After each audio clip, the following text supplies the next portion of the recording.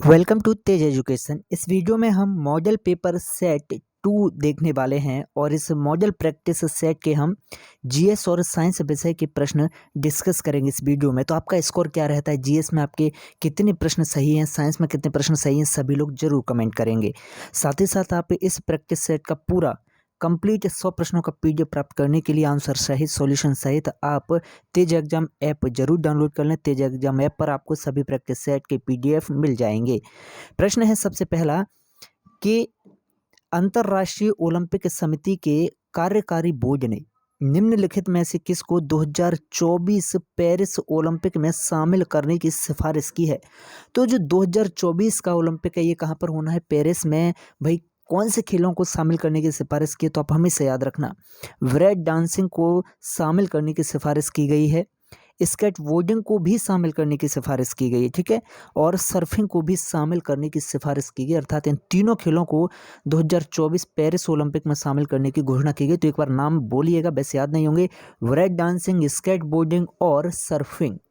Clear. और अभी Olympic भी हो रहा है। ओके, तो भाई ओलंपिक अभी 2021 में निपटा है, फिर आपका पेपर हो रहा है, तो 100% पेपर यहाँ से प्रश्न यहाँ से बनेगा। प्रश्न है कि मध्य प्रदेश सरकार ने राज्य सरकार की नौकरियों में राष्ट्रीय और अंतर्राष्ट्रीय पदक विजेता खिलाड़ियों के लिए कितनी प्रतिशत आरक्षण देने की घोषणा की है। तो मध्य प्रदेश की सरकार ने राष्ट्रीय और अंतर्राष्ट्रीय स्तर पर जो पदक विजेता खिलाड़ी होते हैं उनको सरकारी नौकरियों में 5% आरक्षण देने की घोषणा कर दी है। प्रश्न बनता है कि भारत के संविधान के अनुच्छेद 3 के अनुसार संसद किसके द्वारा कानून बना सकती है। संसद किसी भी देश पर युद्ध की घोषणा के संबंध में कानून बना सकती है, या किसी भी राज्य की सीमाओं को बदलने के संबंध में, या किसी भी राज्य के क्षेत्र में वृद्धि के संबंध में कानून बना सकती है, या किसी भी राज्य के भीतर एक स्वायत्त परिषद की स्थापना के संबंध में आर्टिकल 3 के अनुसार कानून बना सकते हो। तो याद रखना आर्टिकल 3 कहता है कि संसद जो है किसी भी राज्य की सीमाओं को बदलने और किसी भी राज्य के क्षेत्र में वृद्धि के संबंध में कानून बना सकती है, ठीक है। तो विकल्प सी इसका सही जवाब हो जाएगा कि बी और सी दोनों विकल्प इसके सही जवाब हैं। चलिए, प्रश्न बनता है कि अंतर्राष्ट्रीय सौर गठबंधन का मुख्यालय कहाँ पर है। पेरिस में, गांधीनगर में, गुरुग्राम में, या फिर अविग्नोन में। तो आप हमेशा याद रखें अंतर्राष्ट्रीय सौर गठबंधन का जो मुख्यालय है यह गुरुग्राम में मौजूद है। कहाँ पर है भाई, ये गुरुग्राम में मौजूद है अंतर्राष्ट्रीय सौर गठबंधन का मुख्यालय। अगला प्रश्न है कि निम्नलिखित में से कौन सा राज्य क्रिकेट संघ अपने पहले श्रेणी क्रिकेटरों के लिए अनुबंधों की घोषणा करने वाला पहला राज्य क्रिकेट संघ बन गया है। सबसे पहला विकल्प है उत्तर प्रदेश, कर्नाटक, महाराष्ट्र और उत्तराखंड। तो आप हमेशा याद रखें इसका सही जवाब होगा भाई विकल्प डी, उत्तराखंड। क्लियर। आगे बढ़ते हैं। प्रश्न है कि भारत में राज्य के एडवोकेट जनरल की नियुक्ति कौन करता है। तो आप हमेशा याद रखें भारत देश में राज्य के एडवोकेट जनरल की नियुक्ति की जाती है राज्य के राज्यपाल के द्वारा। किनके द्वारा, राज्यपाल के द्वारा नियुक्ति की जाएगी। प्रश्न बनता है कौन सा मौलिक अधिकार है जो कि विदेशियों के लिए नहीं है, बताएं। अति महत्वपूर्ण, तो आप हमेशा याद रखें ऐसा मौलिक अधिकार जो विदेशियों के लिए नहीं है यह है भाई कि अल्पसंख्यकों की भाषा, लिपि और संस्कृति का संरक्षण, ये विदेशियों के लिए नहीं है। प्रश्न है कि विनिवेश आयोग के पहले अध्यक्ष कौन थे। तो आप हमेशा याद रखिएगा कि विनिवेश आयोग के पहले अध्यक्ष जी.वी. रामकृष्ण थे। प्रश्न है कि भारतीय सशस्त्र सेना झंडा दिवस कब मनाया जाता है।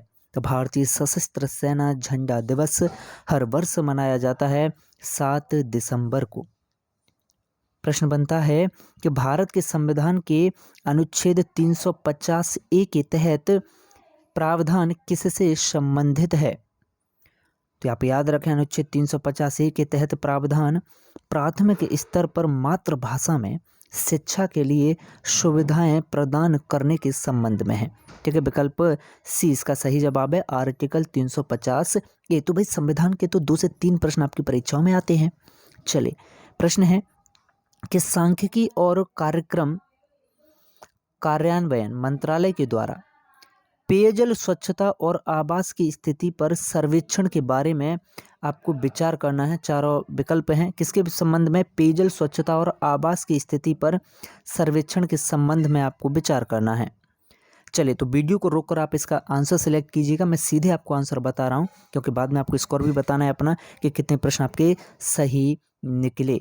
चलिए तो इसका सही जवाब हो जाएगा भाई विकल्प डी। ठीक है, चलिए आगे बढ़ते हैं। प्रश्न है वियतनाम युद्ध कब शुरू हुआ था? तो आप हमेशा याद रखें कि जो वियतनाम युद्ध है यह वर्ष 1955 में शुरू हुआ था। नेक्स्ट प्रश्न है कि विश्व मृदा दिवस हर वर्ष कब मनाया जाता है? तो आप याद रखिएगा कि जो विश्व मृदा दिवस है ये हर साल मनाया जाता है 5 दिसंबर को। कब भाई? 5 दिसंबर को ये हर साल मनाया जाता है विश्व मृदा दिवस। अगला प्रश्न है कि पुस्तक early Indians the story of our ancestors and where we came from किसके द्वारा लिखी गई है? तो आप हमेशा याद रखें यह पुस्तक लिखी गई है भाई टोनी जोसेफ के द्वारा। अगला प्रश्न है कि भारत के 15वें वित्त आयोग का अध्यक्ष कौन? हमेशा याद रखें भारत के 15वें वित्त आयोग के अध्यक्ष बने नंद किशोर सिंह। प्रश्न है कि युकाटन जल संधि किन दो जल निकायों को जोड़ती है? तो आप याद रखें जो युकाटन जल संधि है युकाटन जल संधि जोड़ती है भाई मैक्सिको की खाड़ी को और कैरेबियन सागर को। आपसे एक और पूछा जाता है पाक जल संधि किस किस को जोड़ती है? तो पाक जल संधि भाई तमिलनाडु और श्रीलंका अर्थात भारत और श्रीलंका के बीच है पाक जल संधि। भारत और पाकिस्तान मत कर देना, भारत और श्रीलंका के बीच है पाक जल संधि। प्रश्न है कि 2016 में किसने फिल्म फेयर का सर्वश्रेष्ठ अभिनेता पुरस्कार जीता? तो भाई ये जीता आमिर खान भाई साहब ने। ठीक है, आमिर खान ने। प्रश्न है कि भारत में ब्रिटिश ईस्ट इंडिया कंपनी के द्वारा पहला डाकघर कहाँ पर स्थापित किया गया था? तो आप हमेशा याद रखें ब्रिटिश ईस्ट इंडिया कंपनी के द्वारा जो पहला डाकघर है यह कलकत्ता में स्थापित किया गया। कहाँ पर भाई? कलकत्ता में ये स्थापित किया गया। अगला प्रश्न है अंतरिक्ष में जाने वाला पहला भारतीय कौन है बताएं? तो आप हमेशा याद रखें कि अंतरिक्ष में जाने वाला पहला भारतीय है राकेश शर्मा। प्रश्न बनता है कि चतुर्भुज मंदिर की मुख्य देवता कौन है? तो आप हमेशा याद रखें कि चतुर्भुज मंदिर के मुख्य देवता हैं भाई भगवान विष्णु। क्लियर। अगला प्रश्न है कि मध्य प्रदेश में मैंगनीज निम्न में से किन जिलों में पाई जाती है? तो आप याद रखें कि मैंगनीज पाई जाती है भाई बालाघाट में और हमारे छिंदवाड़ा में। कहाँ पर? बालाघाट और छिंदवाड़ा में मैंगनीज पाई जाती है। प्रश्न बनता है कि भारत सरकार अधिनियम 1935 का संबंध किससे है? तो आप याद रखें भारत सरकार अधिनियम 1935 का संबंध है भाई प्रांतीय स्वायत्तता से। किससे है? प्रांतीय स्वायत्तता से इसका संबंध है। तो संविधान के तो भाई 2 से 3 प्रश्न आते हैं हर पेपर में। प्रश्न है कि निम्नांकित में से किस भाषा को शास्त्रीय भाषा का दर्जा नहीं दिया गया है? हमेशा याद रखें इसका सही जवाब है हिंदी को शास्त्रीय भाषा का दर्जा नहीं दिया गया है। अब प्रश्न बनते हैं भाई साइंस के प्रश्नों की शुरुआत होती है। जीएस में आपके कितने प्रश्न गलत रहे कमेंट जरूर कीजिएगा। ठीक है, अब प्रश्न है कि विज्ञान से संबंधित कि मुकुलन, द्विविखंडन, बहुविखंडन ये सभी किसके प्रकार हैं? तो आप याद रखें ये सभी प्रकार हैं भाई किसके? ये अलैंगिक पुनरुत्पादन के प्रकार हैं। अगला प्रश्न है कि जीवाश्म ईंधन के अधूरे जलने के कारण उत्पन्न हुई विषैली गैस कौन सी है? तो आप याद रखें जीवाश्म ईंधन के अधूरे जलने के कारण जो गैस उत्पन्न होती है वह गैस है कार्बन मोनोऑक्साइड। क्लियर। प्रश्न है नर और मादा युग्मक के सम्मिश्रण की प्रक्रिया क्या कहलाती है? तो आप याद रखें नर और मादा युग्मक के सम्मिश्रण की जो प्रक्रिया रहती है ना ये मेरे सरकार निषेचन कहलाती है। प्रश्न है कि एक आवर्धक लेंस होता है भाई किस तरह का लेंस? तो आप याद रखें एक आवर्धक लेंस होता है भाई उत्तल लेंस। ठीक है।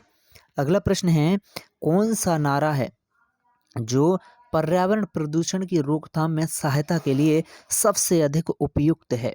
इसका सही जवाब है प्लास्टिक को ना कहें, से नो टू पॉलीथीन बैग, से नो टू पॉलीथीन। ठीक है, आगे बढ़ते हैं। अगला प्रश्न है सर्पिल घर्षण सदैव होता है भाई किस तरह से, बेलन घर्षण से कम होता है सर्पिल घर्षण, या बेलन घर्षण के समान होता है, या बेलन घर्षण से अधिक, या स्थैतिक घर्षण से अधिक होता है। अब हमेशा याद रखें कि जो सर्पिल घर्षण होता है ना, ये बेलन घर्षण से अधिक ही होता है। प्रश्न है, अगर आपको चिकित्सक के द्वारा निर्धारित एंटीबायोटिक का कोर्स जरूर पूरा करना चाहिए, ये वाक्य क्यों जरूरी होता है कि डॉक्टर जो एंटीबायोटिक का कोर्स देता है वो हमें पूरा करना चाहिए? तो इसीलिए ज़रूरी है क्योंकि गलत खुराक व्यक्ति को एंटीबायोटिक का प्रतिरोधी भी बना सकती है। ठीक है, विकल्प बी इसका सही जवाब हो जाएगा। क्लियर है भाई? चलिए अब आगे बढ़ते हैं। प्रश्न है कि पारा का प्रयोग थर्मामीटर में किया जाता है क्यों? तो आप याद रखें, पारे का प्रयोग थर्मामीटर में किया जाता है। इसका कारण है कांच से नहीं चिपकता है पारा, पहली बात। दूसरा कि वह समान रूप से प्रसारित भी होता है इसलिए। तीसरी कि यह चांदी जैसा सफ़ेद होता है और स्पष्ट देखा भी जा सकता है। इन सभी कारणों की वजह से पारे का प्रयोग थर्मामीटर में किया जाता है। अगला प्रश्न है कि निम्न में से कौन सा विकल्प है जो रासायनिक परिवर्तन के लिए सत्य नहीं है? किसके लिए? रासायनिक परिवर्तन के लिए जो सत्य नहीं है। तो इसका सही जवाब है कि कोई नई पदार्थ का निर्माण नहीं होता है। ठीक है, ये रासायनिक परिवर्तन के लिए सत्य नहीं है। जब रासायनिक परिवर्तन होता है तो भाई नए पदार्थों का निर्माण ही होता है। अगला प्रश्न है, अत्यंत ठंडे देशों में लोग केवल स्वेटर नहीं पहनते बल्कि वे गर्म वस्त्र की परतें पहनते हैं, कई लेयर होती हैं उन कपड़ों में। ऐसा क्यों करते हैं? तो भाई ये तो कई दफ़ा मैं आपको बहुत बढ़िया तरीके से समझा चुका हूँ कि जितना ज़्यादा कपड़े की परतें होंगी ना उतना ज़्यादा गर्म रहेगा वो। ठीक है, इसका सही जवाब है विकल्प बी, वस्त्रों की परतों के बीच कैद हवा ऊष्मा का क्या रहती है भाई? कुचालक रहती है। और इस तरह ऊष्मा का जब कुचालक है तो वो क्या है भाई? ज़्यादा गर्म रहेगा। प्रश्न है कि निम्न में से कौन सा दांत का युग्म भोजन को चबाने और पोषण करने में मदद करते हैं? भोजन को चबाने और पोषण करने में दांत का कौन सा युग्म है भाई जो मदद करता है? तो हम इससे याद रखें, इसका सही जवाब है विकल्प बी, चवर्णक और अग्र चवर्णक। ठीक है, विकल्प बी इसका सही जवाब है। अगला प्रश्न है, कॉपर तली के स्टेनलेस स्टील के पात्र खाना पकाने के लिए पसंद किए जाते हैं, ऐसा क्यों? तो आप याद रखें, कॉपर तली के स्टेनलेस स्टील के जो पात्र हैं वे खाना पकाने के लिए पसंद इसलिए किए जाते हैं क्यों? क्योंकि भाई कॉपर स्टेनलेस स्टील से ऊष्मा का बेहतर चालक होता है, इसीलिए। अगला प्रश्न है, धात्विक सेल कहलाते हैं भाई क्या? तो आप याद रखें कि जो धात्विक सेल होते हैं वे कहलाते हैं अयस्क। क्या कहलाते हैं? धात्विक सेल अयस्क कहलाते हैं। अगला प्रश्न है कि चालक द्रव का निर्माण करने में निम्न में से किसको आसुत जल के साथ मिलना चाहिए? वेरी वेरी मोस्ट इंपॉर्टेंट है, तो आप हमेशा याद रखें कि चालक द्रव का निर्माण करने के लिए आसुत जल के साथ मिलना चाहिए अम्ल या क्षारक को। ठीक है भाई, किसको? अम्ल या क्षारक को मिलना चाहिए आसुत जल के साथ, तभी चालक द्रव का निर्माण जो है हो पाएगा। क्लियर है? तो आज की वीडियो में इतना ही। अब आपका स्कोर क्या रहा? साइंस में कितने प्रश्न आपसे गलत हुए, जीके में कितने प्रश्न आपसे गलत हुए, कमेंट जरूर कीजिएगा। और इसी तरह से पूरे मॉडल प्रैक्टिस पेपर देखने के लिए या मॉडल प्रैक्टिस सेट देखने के लिए आप प्लेलिस्ट में जाएं और पीडीएफ के लिए आप हमारा तेज एग्जाम ऐप जरूर डाउनलोड कीजिएगा।